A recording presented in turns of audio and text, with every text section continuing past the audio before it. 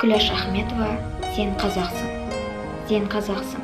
Қазақ деген ел бөлек. Қазақ салған соқпақ бөлек, жол бөлек. Киіз үйі жер сияқты жұп-жұмыр, шаңырағы күн сияқты дөңгелек. Сен қазақсың, бір Алланың құлысың. Адамға адам құл болғаны құрысын. Жойқын соғыс зұлматтарды жойылмай, қалған ұлтсың, қаһарманысың ұлыстың. Сен қазақсың, ұлы дала тұғыры, күмбір-күмбір күресерлік ғұмыры. Тірескеннің дірілдеткен тізесін, тұлпарының тұяғының дүбірі. Сен қазақсың, байырғы жыр түздеген, табиғаттан тән тамырын үзбеген. Қолын жайып, көктен өмір сұран, жер бетінен жерұйықты іздеген.